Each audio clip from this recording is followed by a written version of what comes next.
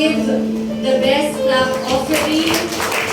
Yung pinakamainam po na para sa Diyos, yung palakpak na ikaw ay puno-puno ng pasasalamat. Yung palakpak na ikaw ay puno-puno ng pagpupuri. Yung palakpak na narito ka dahil isa lang ang dahilan. At yan ay upang papurihan ng Diyos, kasalamatan ng Diyos sa lahat ng oras na siya ay naging matapat, naging mabuti. Tinugon ng iyong panalangin. Hallelujah, hallelujah, hallelujah.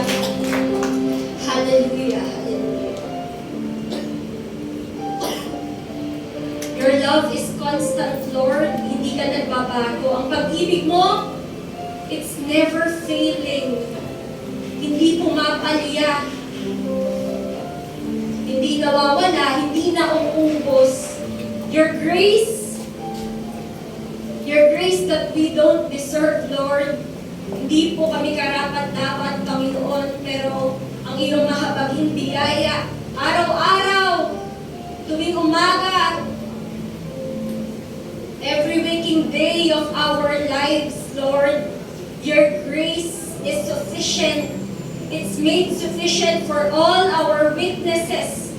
Sa lahat ng aming kahinaan, nananatiling mayaman ng iyong biyaya, ang iyong habag, ang iyong pag-ibig, Panginoon, sa amin. Salamat po, dakilang Diyos. Who are we that you are mindful of us?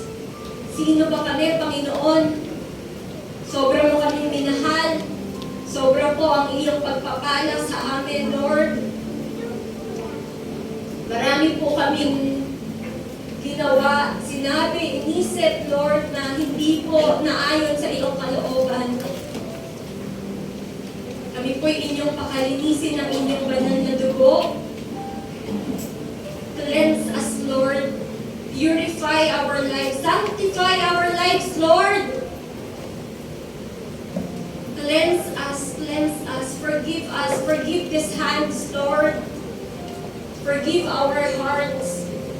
Forgive the doubts, Lord, na nanahan po sa aming mga puso kung kami ay natakot, Lord, kung kami po ay nangamba, bagaman alam namin ng iyong pag-ibig ay hindi nagmamaliw. Panginoon, patawarin niyo po kami. Kung kami nawala ng pananampalataya, patawarin niyo po kami, dakilang Diyos.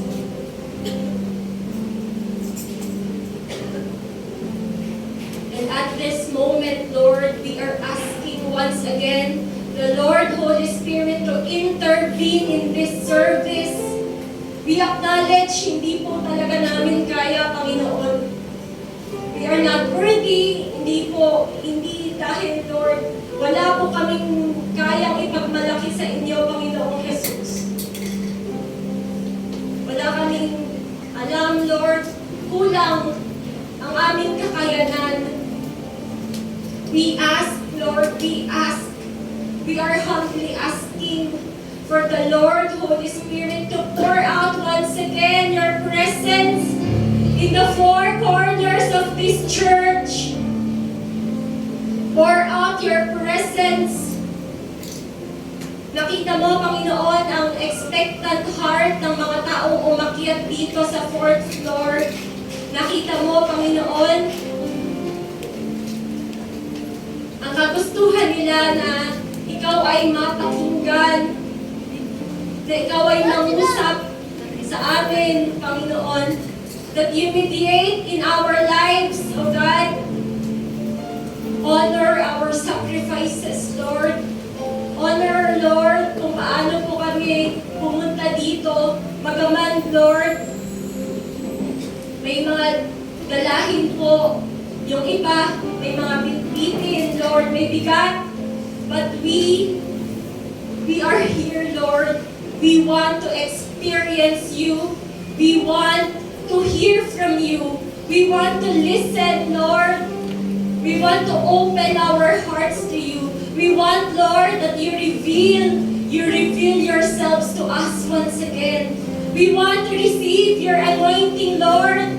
We want to receive, Lord, your favor, your message to us because ito po ang aming kailangan, Panginoong Jesus.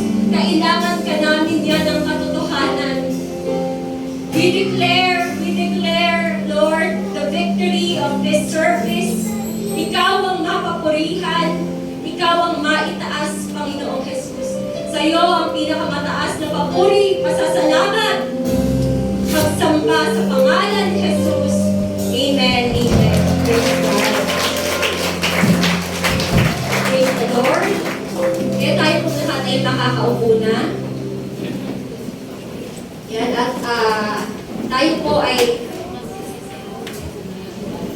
po ay nasa unang linggo ng month ng February. Bibilis po, no?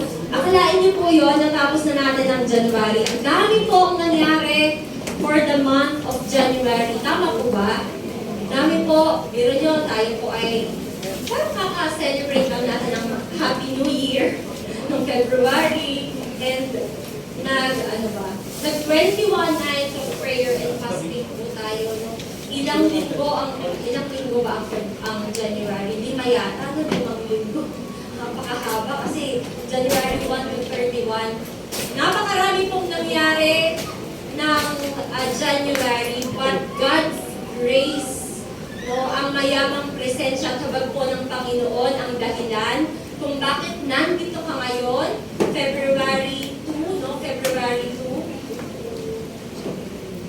Salamat po sa Lord dahil tayo po yung sinamahan ng Panginoon sa buong buwan ng Enero at ang pananampalataya po natin.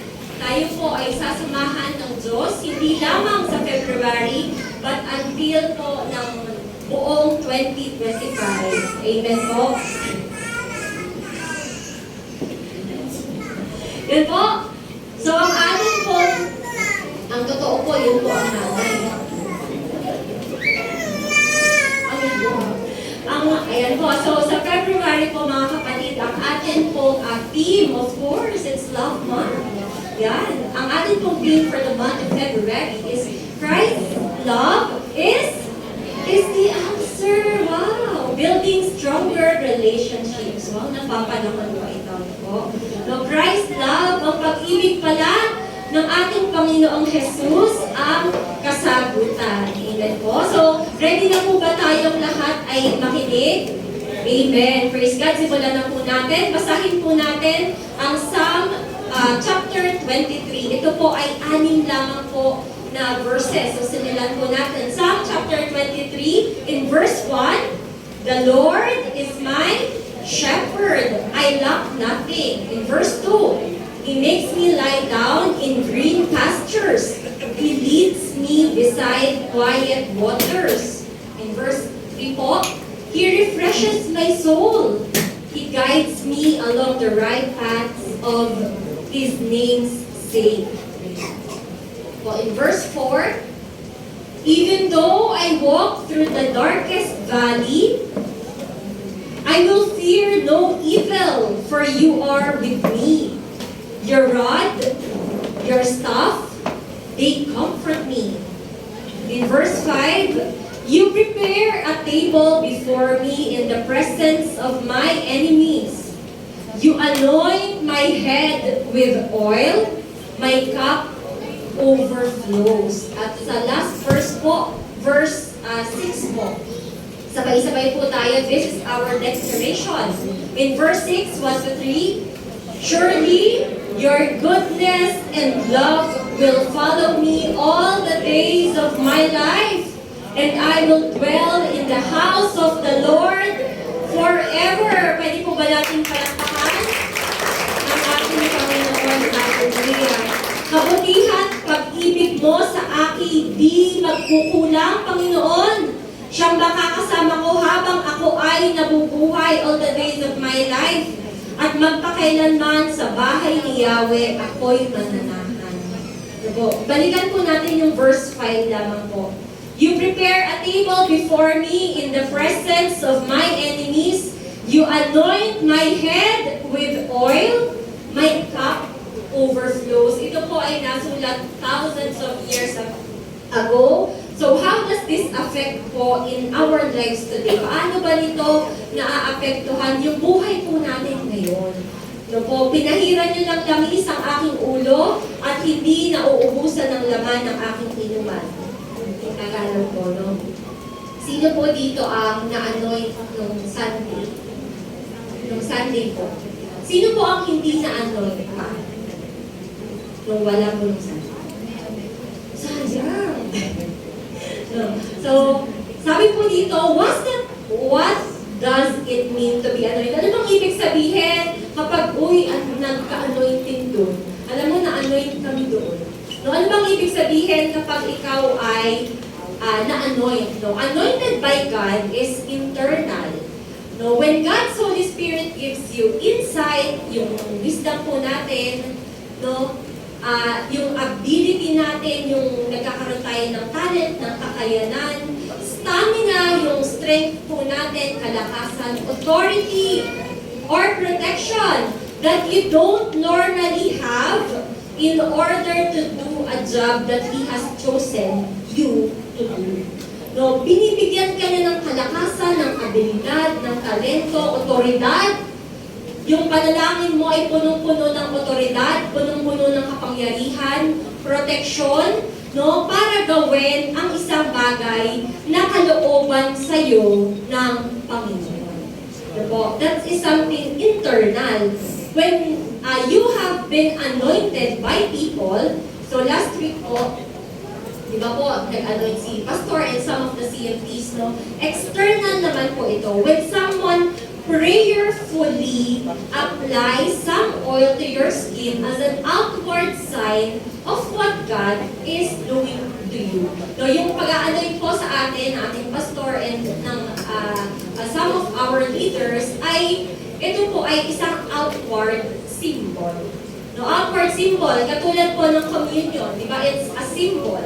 No, ang symbol, ang sinisimbolize ng ating pag-communion is yung partake, sinisimbolize ng bread and ng juice ay yung body and blood of our Lord Jesus Christ. Ang baptism is an outward symbol. Diba po, you are being submerged sa water as a symbol of you have died, namatay ka na dun sa dating ikaw. No, your sins ay pinatawad ng Panginoon at pag ikaw ay itinayo, diba po, ibig sabihin, bagong buhay ang ibinigay sa inyo. Yung po ibinigay sa atin. Those are outward symbols, no? So, ngayon po, ang topic po natin, ang title po ng ating pag-aaralan, in line po doon sa ating na-experience last week ay Living in God's Anointing. So, ulitin ko po, ang title po ng ating pag-aaralan po ngayong umaga ay Living in God's Anointing. In the Bible, the oil is often used as a symbol of God's approval. Pag pala ikaw ay ina-anoint ng oil noon, ibig sabihin, God approves of you. Kaya noon po, di ba, ang mga ina-anoint are prophets, kings, di ba, priests, di ba? They are being anointed because that symbolizes na sila ay approved sa Panginoon. Diba? It symbolizes approval, it symbolizes the presence of God, blessing, power, comfort, healing, joy, favor, prosperity, and authority. So ganun po pala, hindi lang siya, kumbaga, inanoint ka ng oil, pinag-pray ka, and that's it. Marami pong kaakibat ang anointing ng Panginoong Jesus. Amen po. Meron pala doon protection. Andun pala ang blessing, ang pabor, no, ang kapayapaan, ang kaligayahan ng iyong puso. Anointing is a symbol that God approves of you. It's a symbol of forgiveness. It's a symbol of repentance. It's a symbol of the promises of God will be fulfilled in your life. Kaya po, di ba, dinedeklara po natin, dineklara ng ating Brother Eddie that 2025 is the year of breakthroughs. No? It's the year of our breakthroughs. No? no, itong 2025. Ito na yon. Yung matagal mong pinapanalangin, yung matagal mong pinaghihintay, ito na yon, ngayon na yon, ngayong 2025. Amen po? Sino pong nagka-claim ng Lord? Ito na yon. Amen. Tayo lahat po yun. Praise God. And what it is to live an anointed life? Ano ba ang ibig sabihin pag sinabing you live an anointed life? Ikaw ay nabubuhay sa isang anointed life. What is the blessing na nakaakibat ng God's anointing? Gusto niyo pong malaman? Kung ano ba ang mangyayari kapag ako'y anointed? Ano bang mangyayari kapag ako'y inanoint ng Panginoon? 6 lang po ito. Ang ganda po nito. So, number 1 po, mabilis lang po tayo. Number 1 po, what it is, how it is to live in God's anointing. Basahin po natin itong number 1. When God appoints you, He anoints you. Ulitin po natin. Number 1. When God appoints you, He anoints you. Alam niyo po, kayo po na nakaupo dyan, no? You are not an accident. No? God already has planned in your life. Even before you were born, bago po kayo ma-conceive, no? Bago ka pa i-conceive ng iyong mga magulang, God already has planned for you. Hapon po nung kami pupunta dito, kasama namin si Joaquin, si Bunny, sa car, sabi ng kanyang daddy ay, you know, Bunny, even before you were born, we have been praying for you. Really? Is that why I am a big boy now? Sabi niya gano'n, kaya daw ba siya lumaki? No? You know, sabi ng kanyang daddy, you know, the doctors told your nanay na she is not capable of bearing a child. But then, andito ka. No? Is that so? Sabi niya, sabi ni Bunny, no? Sabi niya, before po tayo i-conceive dito sa tiyan ng inyong mga magulang, alam na ng Panginoon kung ano ang magiging buhay mo.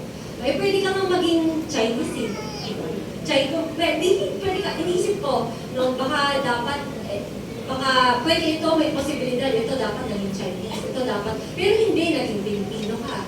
No, naging Pilipino ka, tumira ka sa Luzon. Saan sa Luzon?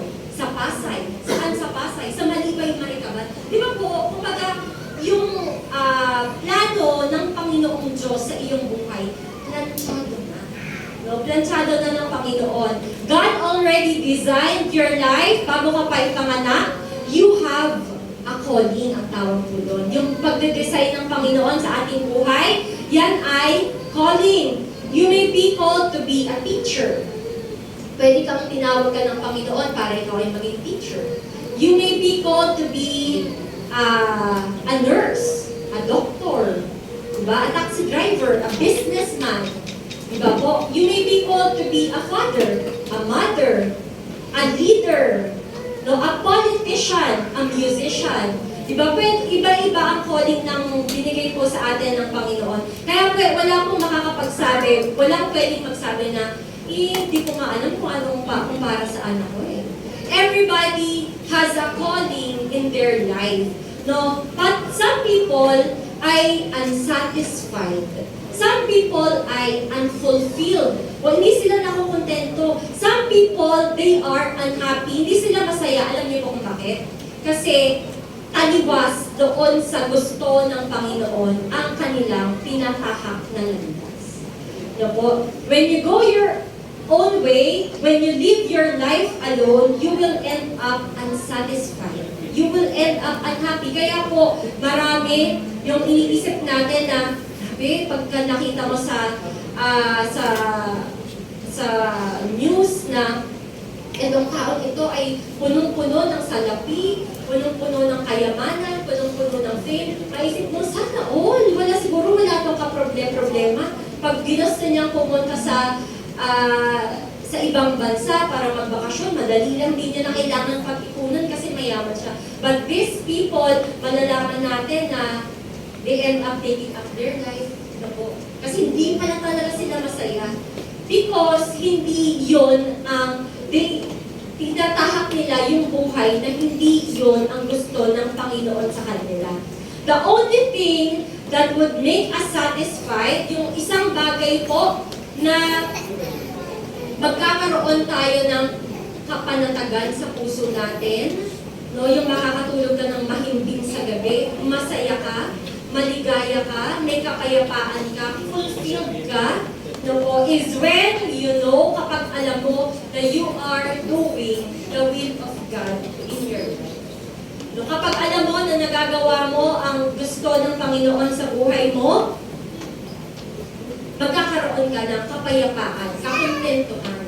No, what is God calling you to do? Ano po ba ang calling nyo? Saan po ba kayo nilalagay ng Panginoon? Some people think na ang meron ng calling ay yung mga priests, pastors, workers, leaders. Akala nila yun lang ang may calling, pero hindi po yun totoo. No, hindi totoo yun. It's not true. Everybody has a calling. Lahat po tayo ay may calling. Lahat tayo ay may banal na pagkatawag mula sa Panginoon. And whatever God has called you to do, He wants to anoint you. Kung saan ka gustong i-appoint ng Panginoon, kung dyan yan sa iyong trabaho, kung sa iyong barangay, the Lord wants to anoint you. Ano po? Sabi po dito sa Ephesians chapter 2 verse 10, for we are God's handiwork, created in Christ Jesus to do good works, which God prepared in advance for us to do. Tayo po ay inihanda na ng Panginoon. Tignan niyo po, merong mga bata pa lang, meron silang ear for music. No? Yung bata pa lang, nakakatono na siya ng music. Nilalagay siya ng Panginoon sa ganoon. No po, merong magaling sa math. No, merong yung lola ko, grade 2 lang po siya. Pero hindi mo siya maintindahan. No? Hindi siya madadaya sa sa bilangan. Kahit nagpalit na, di ba, yung 5 pesos dati gold, ginawang parang piso, di pa rin siya, di siya madaya sa sa 5 piso. No? Baka talaga ang calling niya, maging businesswoman siya, no po? Kasi meron mga ganun yung pagka, yung bang innate na sa'yo, you were born with that passion, that's calling. No po, may passion ka sa pagtuturo, o kaya may passion ka na makabuhay ng halaman. Ako, pag binigyan niyo ako ng buhay na halaman, it will end up na patay na. Bigyan niyo lang ako ng this. No? Kasi hindi yun talaga ang, buti nga yung mga binigay sa aming halaman, self-growing, nabubuhay siya mag-isa yung pag may ubo. Lalaga. Yung oregano. Yun na lang ang natira sa lahat ng binigay ng Kuya Roland. Lahat ng binigay nila sa aming halaman, isa lang ang natira. Oregano, kasi kaya niya pala mabuhay mag-isa. Pero kung ako mag-alaga doon, mamamatay ko. Pero hindi yun ang calling ko No, pero meron pong iba, no, kahit damo ang ibigay mo, mabubuhay, meron siyang bintang, kasi yun ang calling niya. No, yun doon ang pagkatawag sa kanya. These are planned by God in your life bago ka pa ipinanganak. This is where you're calling from. This will be fulfilled not by your own wisdom. Hindi po ito dahil doon ikaw ay magaling, no? Kundi ito po ay hindi dahil ito, not by our own power, not by our own capabilities or talents, and kaya nga kailangan natin ng anointing. No, God has made us what we are in Christ Jesus. God made us to do good works. Kaya nagiging fruitful ka sa ibang bagay. Di ba yung mga businessman, no po, first try, parang nafe-feel nila hindi ito para sa akin. No, kunyari, ang first business, sila Ronji, ang first business, dami lang naging business. Yung first business, first business, mga damit yata, no, mga damit. No, mahilig sila mag-business mga damit, tapos mga sapatos, tapos water station, no, tapos nag-buy and sell sila. No, nilalagay ka ng Lord unti-unti, papunta dun sa talagang calling mo. No, ngayon nasa constructions na, kumbaga, ilalagay po tayo ng Panginoon kung saan ka dapat nandoon. Amen? Ngayon, kung takot ka na gawin ang isang bagay na gustong ipagawa sa iyo ng Panginoon, No, huwag kang mag-alala. Dahil sinabi po sa 1 Thessalonians chapter 5, verse 24, the one who calls you is faithful and He will do it. Siya na tumatawag sa inyo, calls ay present. Tinatawag ka ng Panginoon. Siya na tumatawag sa inyo ay matapat, no, faithful, at siya rin ang gagawa nito sa iyong buhay. Amen? Ano man ang nais ipagawa sa atin ng Panginoon, ito po ay mapapagtagumpayan natin sapagkat kasama natin ang Diyos. Amen? Bibigyan niya tayo ng kakayanan para gawin ang mga bagay na akala natin ay hindi po natin kaya. No? Isipin niyo po, sino po dito ang mga teacher? Meron po bang teacher? Isipin niyo ba na kaya niyo magturo? Lalo sa public, grabe, 40 pala ang bata, 40, 50 bata. Sabi ko, ano kaya nakakabisado ng teacher ang pangalan ng mga bata? Ito limang klase.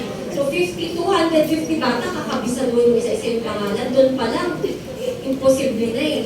Pero sinasamahan po tayo ng Panginoon. Amen? Sinasamahan tayo ng Panginoon. Sino mga nanay? Mga nanay. No? Iisipin niyo ba na kaya niyong maging nanay? Yung magluwal ka pa lang. Tapos yung ang buhay ng isang tao ay nasa iyo. Isipin niyo po ba nung una na kaya niyo yun? Diba nung una, puno ka ng doubt sa sarili mo, kaya ko ba to? No? Sino mga tatay po? Tatay. Grabe ang responsibilidad ng mga tatay. No? Mga tatay, isipin niyo ba na kaya niyo palang magtrabaho day and night, yung iba day and night, no? Para lang makapagbigay ng, makapag-provide sa inyong pamilya. Yung hindi ka na mamimili ng trabaho, di ba may ganun po? Hindi ka na mamimili ng trabaho para lang makapag-provide ka. No? Hindi mo talaga yan kaya ng iyong sarili lamang. Pero dahil matapat ang tumawag sa'yo, kinaya mo. Amen po? Number 2. So number 1 po is when God appoints you, He anoints you. Number 2, God's anointing will make you the best version of yourself. If you think you are good now, kung sa tingin niyo po kayo ay napakagaling niyo na ngayon, kayo ay talaga namang napaka-pogi niyo. Talagang the best na kayo, ano po. Hintayin niyo po. When you receive God's anointing, it's nothing compared to what God wants you to do. So, yung pinakamainam na version ng sarili niyo, ilalabas yun ng Panginoon. No? Kaya, dati hindi ko naman ito nagagawa. Pero bakit ngayon kaya ko na siyang gawin? Because anointing gives you the ability that you cannot have by your own. Sa mga nagpapaawit po, kaya isipin nyo ba na kaya nyo magpaawit ng ganito? Minig ka dito eh. Diba? Kasi alam mo na hindi ikaw ang nagsasalita. No? Hindi ikaw ang nagpapaawit. Hindi, kumbaga ginagamit ka na ng Panginoon. Amen po? Yan, si Saul po ay, di ba, gagawin siyang hari. Si Saul, feeling niya, inadequate siya. No? Kumbaga si Saul ay iniisip niya, may kulang sa akin, hindi ako magaling, hindi ako ganito, hindi ako ganyan. Yan po. So, si Saul ay i-appoint na leader ng kanyang bayan. So, si Prophet Samuel ay inanoint siya.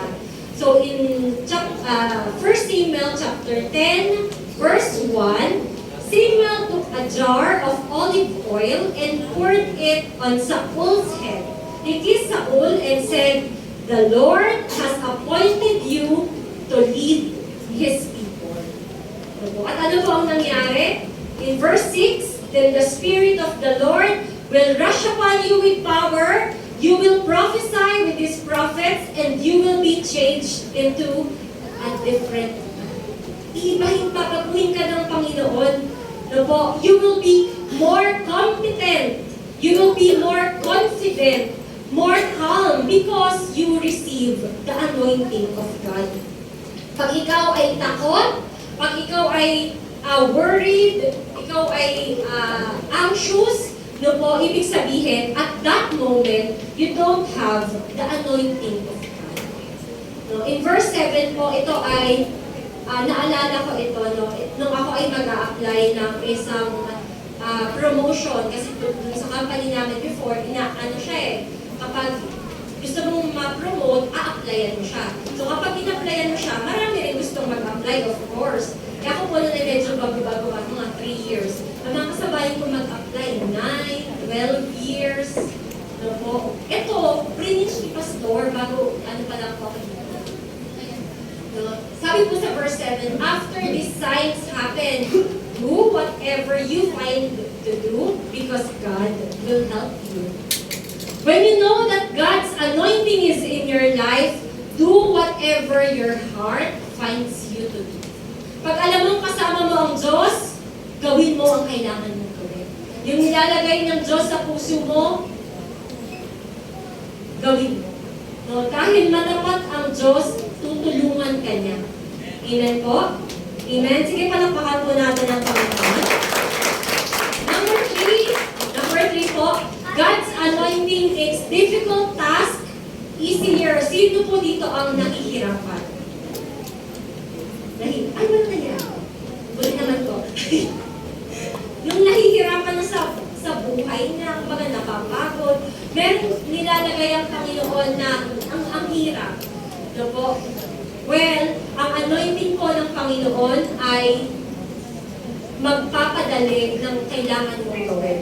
Sapagkat hindi ka nananahan sa sarili mong kakayanan, ginagawa mo na ang mga ito sa tulong ng Diyos.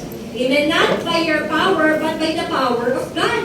In Ephesians chapter 3, verse 16, I pray that out of His glorious riches, He may strengthen you with power through His Spirit in your inner being. Sa ibang translation po, from His unlimited resources, God will give you mighty inner strength through His Holy Spirit. Ang resources po ng Panginoon ay unlimited.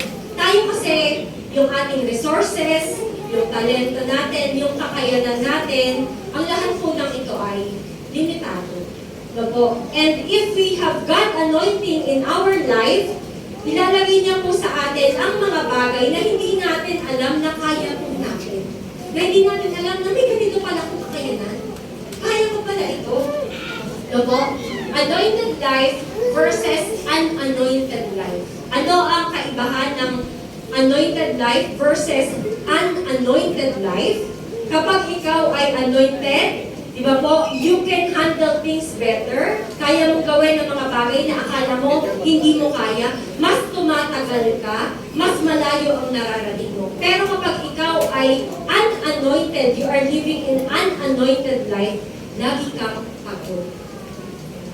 Yun ang number 1 sign kapag ikaw ay unanointed, lagi kang pagod. Alam niyo kung bakit? Because you are trying to solve your problems by your own. Sinusubukan mo, ginagawan mo ng paraan ang iyong problema ng batay sa iyong kakayanan. Kaya napapagod ka.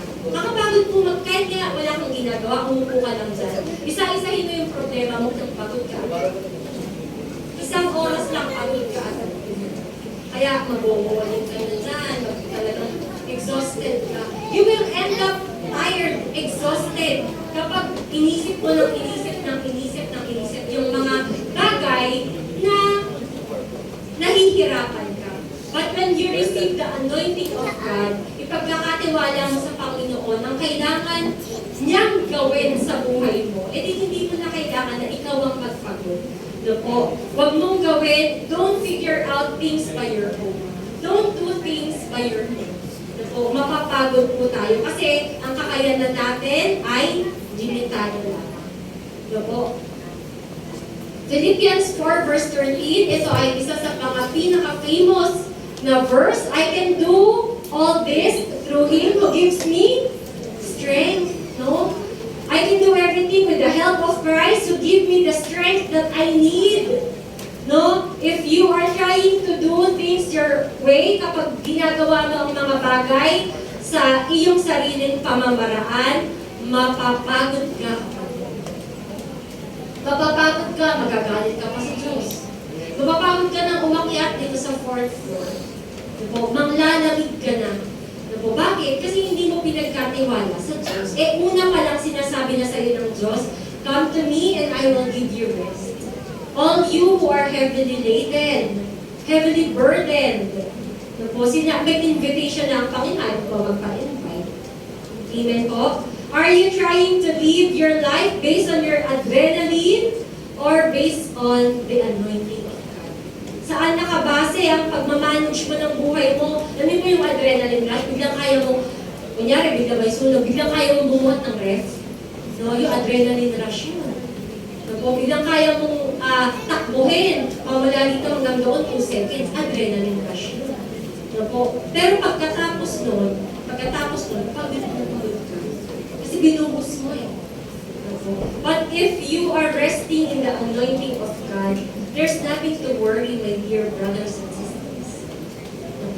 Number 4, God's anointing makes impossible possible. Kamon mo nag-testify si Sister Nika, grabe. Talagang tuwang-tuwa ako. Feeling ko nasigan din ako.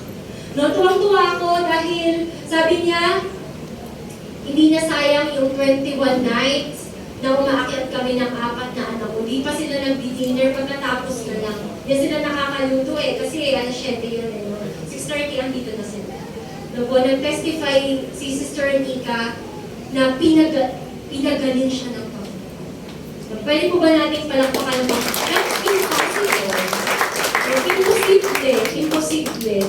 Kasi may diagnosis na eh. Ito na, pinakita na ng doktor. Pero kahapon nag-testify siya dito, dala niya yung bagong diagnosis, saying that it's irremarkable. Wala na. Tinanggal ng Lord. No, so mga kapatid, if you are living in one impossible situation, you can count in the anointing of God. Amen po?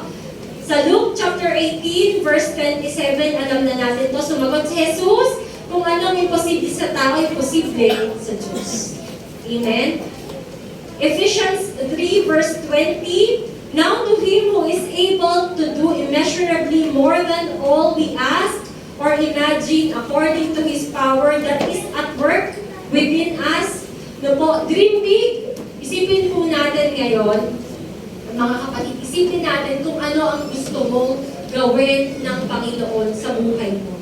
Sige, pikit po kayo. Isipin nyo, anong gusto mong ipagawa sa Panginoon? Gusto mo bang makapasa ng board exam? Gusto mo bang maka-acquire ng sarili mong bahay, hindi ka na mangungupahan? Gusto mo bang maayos ang pamilya mo? Gusto mo bang makatapos ng pag-aaral? Gusto mo bang magkaroon ng business? Bumulat po kayo. Dream big. Imagine the greatest possibilities that you can think of because God is saying, I can top that. Kaya kong higitan, yung iisip niyo po kanina, yung sinabi niyo sa Panginoon, God is telling you na kaya niyang higitan anuman ang iyong iniisip, anuman ang iyong pinapanalangin, kayang higitan ng Panginoon. Amen po. My anointing can do better than that, says the Lord. Kayang higitan ng Panginoon yan.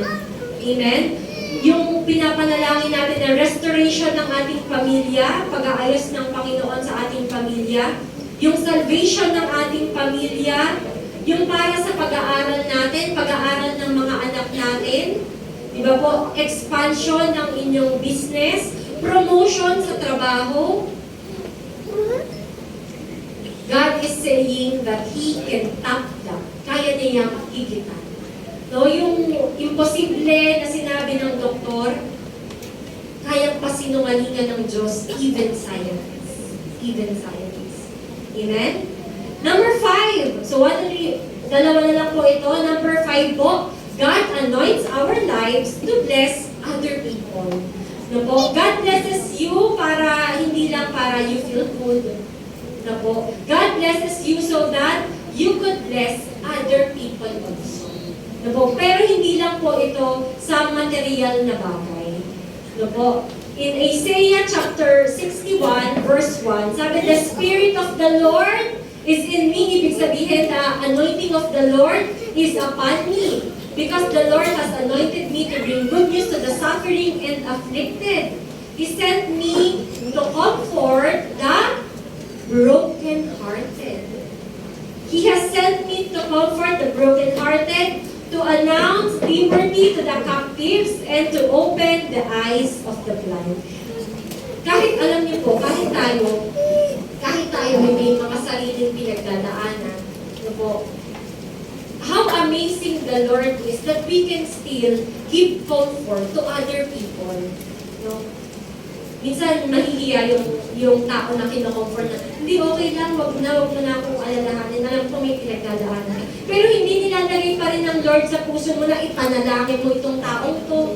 No po, because the anointing of the Lord is in you. No? You can help sa ibang tao na makawala doon sa hirap na pinagdaraanan nila simply by praying for them. Yung simply by comforting them, telling what the Lord wants them to hear. Diba po? Yung kahit may sarili kang pinagdadaanan, kaya mo pa rin magpalakas ng loob ng ibang tao.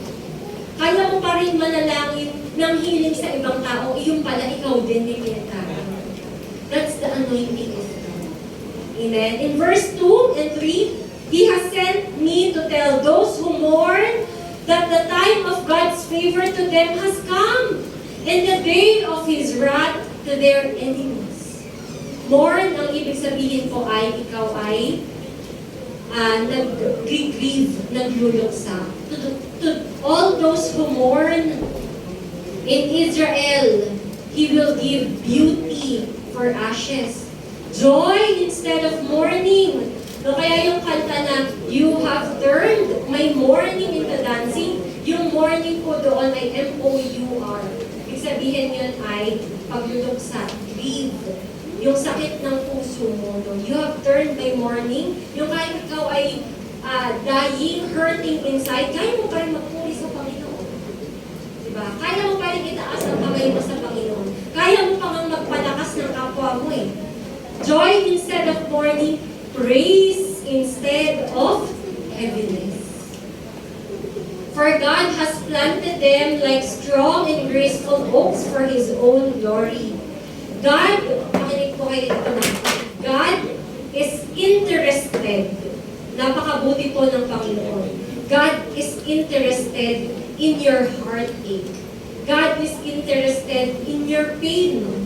God is interested in your hurt. Ano mang bagay, hindi ito minamaliit ng pang-arte naman ito.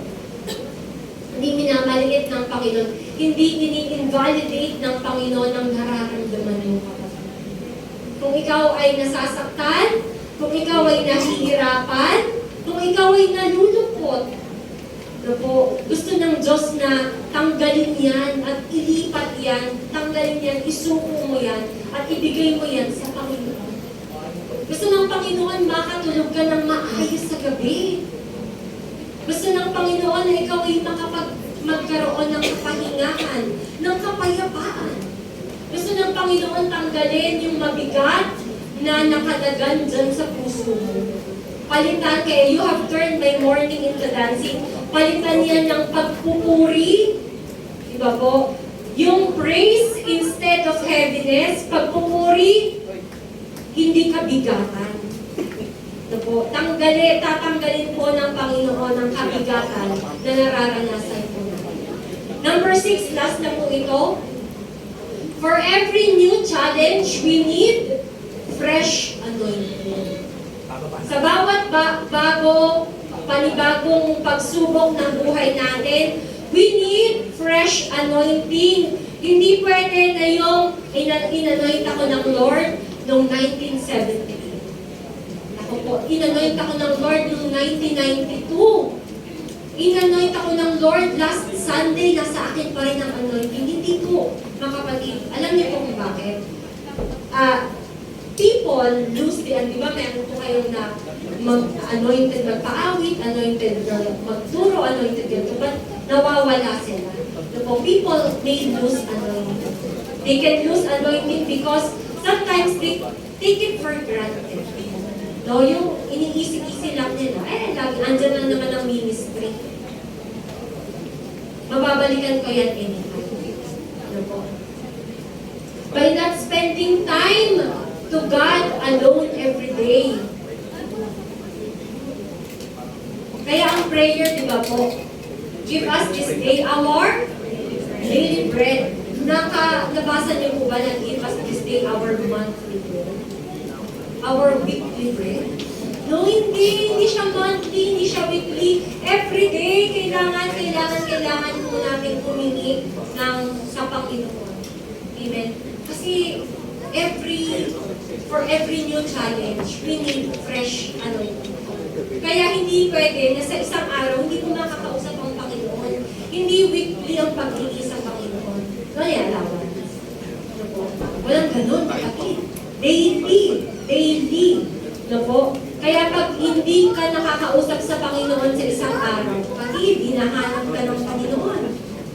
Ano po? Iniintay ka ng Lord. No? Hosea 10 verse 12, how do we get fresh anointing? Plant the good seeds of righteousness, and you will reap a crop of my love. Plow the hard ground on your hearts, for now is the time to seek the Lord that He may come and shower salvation upon you. Alam niyo po ang plow, ibig sabihin, araruhin. Yung minsan, itong puso na ito ay tumitigas, nagiging hard soil. Di ba po, alam ko nakakita na kayo, yung parang taniman.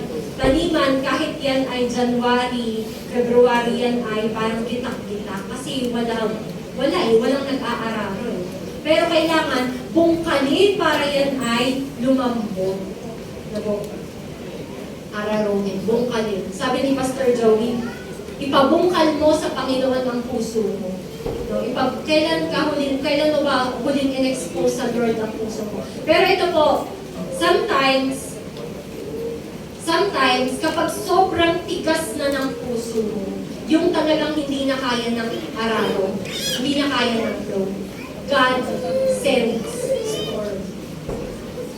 Kapag hindi na kayang bungkalin, hindi na yan kayang araruhin, no po, God sends storm in your life para lumambot. Kasi kapag God is sending storm in your life, di ba lumuluhod ka pa? Di ba bumabalik ka sa Panginoon? Diba? No? Hindi na pala kailangan bungkalin, storm lang pala. Ay Lord, wag naman storm. Magpapabungkal na lang ako, ayaw na ng storm. Pagod na ako dyan sa storm na yan. No po? Maybe you do not feel the joy in your heart anymore. Baka hindi ka na ganun kasaya. No po? Baka hindi ka na ganun ka-excited. Baka hindi mo na ganun na nararamdaman ng kalapitan ng Panginoon. No? God may need to bring storm in your life. To allow storm in your life because the hardened soil inside you cannot bear fruit anymore.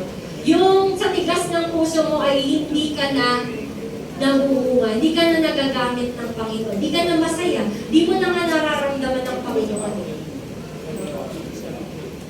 So kung tapos tayo pa ang magagal, pinapalambot nga ng Panginoon ang puso natin. Ano? So, God is seek the Lord. For now, it's time to seek the Lord. Ngayon na po ang oras para tayo po ay lumapit muli sa Panginoon. It's time to turn back to God, kapatid. Oo, ikaw yon. Kapatid, ikaw ang sinasabihan ng Panginoon. Turn back to God. It's time. Oras na para manumbalik ka sa Panginoon.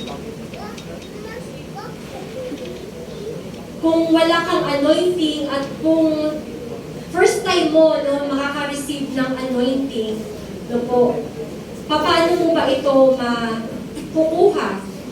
Ang sagot po, you ask. Sabi po sa James chapter 4 verse 2, you do not have it because you don't ask God. Hingin mo sa Panginoon, hindi po madamot ang Panginoon. Po? Next verse. You do not have have it because you don't ask God. Next po. For the Lord God is our sun and our shield. The Lord bestows favor, honor, anointing, protection, blessing, answered prayer, fulfillment of the promise of God to you. Nothing, no good thing. Pag sinabi pong no good thing, wala siyang ipagkakait na mabuting bagay para sa iyo. Amen? No good thing does He withhold from those whose walk is blameless. Tingin mo kayo dito, walang ipagkakait na mabuting bagay ang Panginoon sa taong naglalakad ng matuloy. Kaya, patuloy lang po tayo na gumawa ng tama. Marami namang gumagawa na rin ng hindi tama sa paligid ko. Hindi, kita ka ng Diyos. God will honor, God will honor your sacrifice, your effort, na lumakad ng matuwid sa harapan ng Panginoon. Wala siyang ipagkakait na mabuting bagay para sa iyo. For our conclusion, yan, ito po ay takeaways lang natin. When God gives you the assignment, He will give you the empowerment. When you know that God's anointing is with you, kapatid, gawin mo na yan. Applyan mo na yan kung trabaho man yan. Buksan mo na yan kung business man yan. Do whatever your heart finds you to do. If you have God's anointing in your life, He puts mighty things in you that you didn't know you had. Di mo alam na kaya mo, pero dahil andyan ang anointing ng Panginoon, magagawa mo yan. God's anointing can bring comfort. Nalulungkot ka ba? Healing. Spiritual, emotional, physical healing. God's anointing can bring that to you. Peace, kapayapaan. Gusto mo na bang makatulog ulit ng mahimbing sa gabi? God's anointing can bring peace. Gusto mo na ba ulit magpuri sa Panginoon at talikuran yung ating pagdadalamhati? God can turn your mourning into dancing. And last po, to receive the anointing, all you need to do is to ask God. So tayo po tayong lahat. Sino po dito ang gusto ng pabor mula sa Panginoon? Sige po, palakpak po ang lahat ng nananalangin ng pabor mula sa Panginoon. Sino po ang gusto ng anointing? Sino yung gusto ko nang matanggap, gusto ko nang mahawakan itong pinapanalangin kong ito? Marahil po, lahat po tayo, Gusto ko na ng restoration ng pamilya ko, pagod na ako na mag-mediate, yung ikaw lagi parang referee. Hindi magkaayos ang aking pamilya, gusto ko nang matapos ito.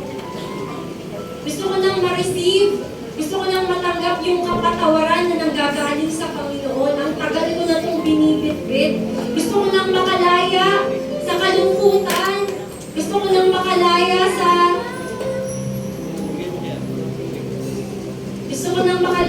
problema sa panikalang ito. Gusto kong makapagtapos ng pag-aaral. Gusto kong makapasa ng board exam, Lord. Lord, matagal na kami nagpe-pray ng baby. Gusto ko nang makahawak ng sarili kong baby. Lord, matagal na akong nagpe-pray ng business. Lord, matagal na ako sa kumpanyang ito. Gusto ko rin ma-promote, Lord. Lord, na-diagnose ako eh. Gusto kong pasinungalingan mo yung nakalagay sa laboratory result.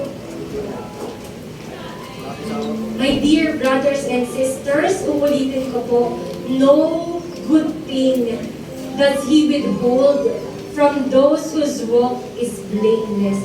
Wala pong ipagkakait na mabuting bagay ang Panginoon sa nagsisilakad ng matuwid. Taas po natin ang ating kamay. The Lord sees our hearts.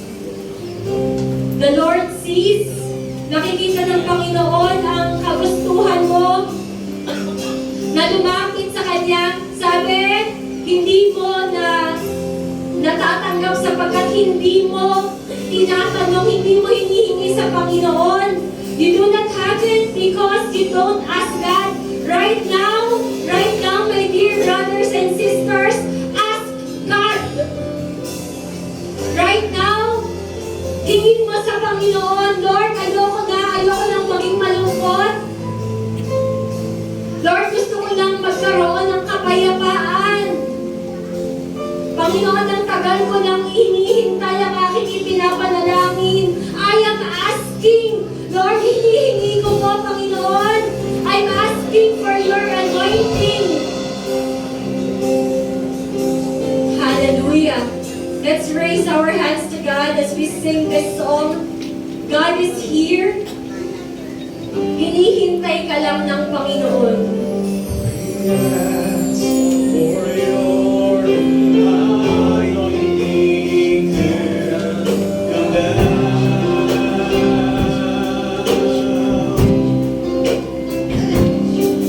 We ask for your anointing to come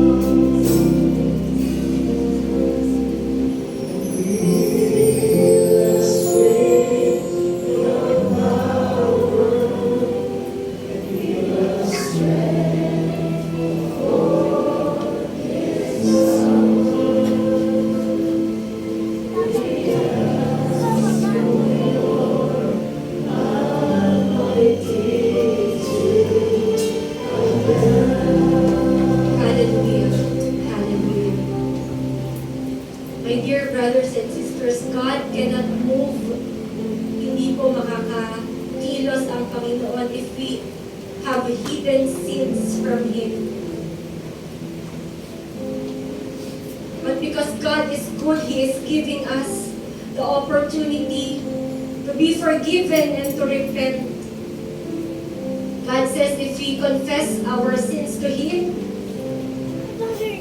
He is just and faithful to forgive us and cleanse us from all our unrighteousness.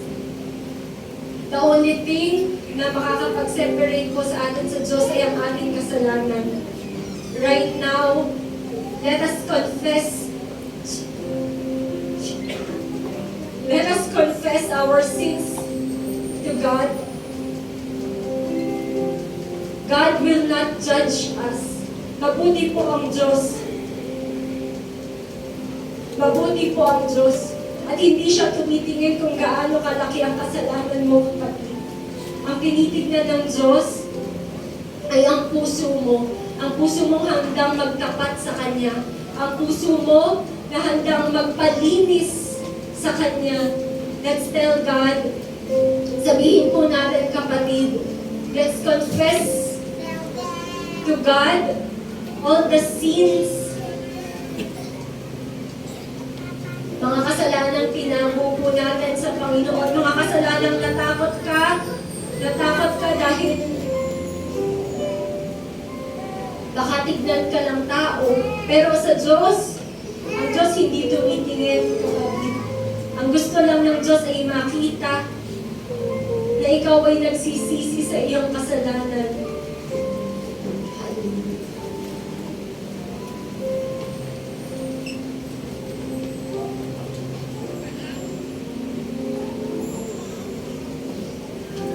Hallelujah, hallelujah. Panginoon, narinig niyo po ang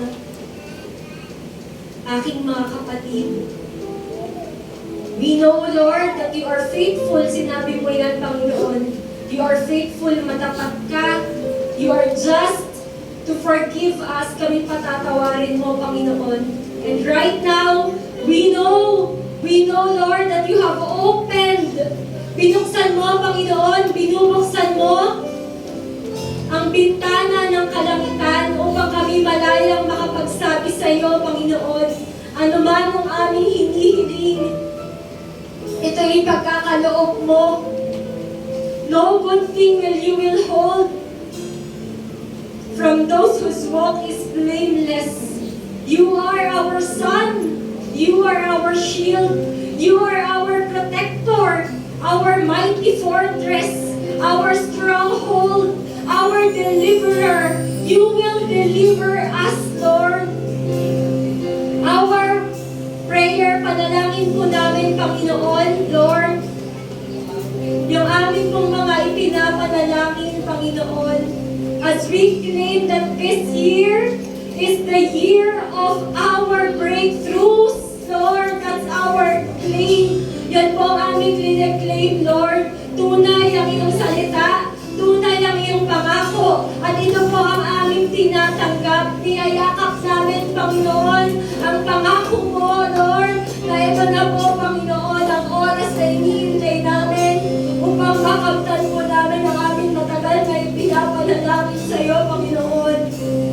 You will bestow honor. You will bestow favor, Lord. Papamuran niyo na po kami. Papamuran mo po kami, Panginoon.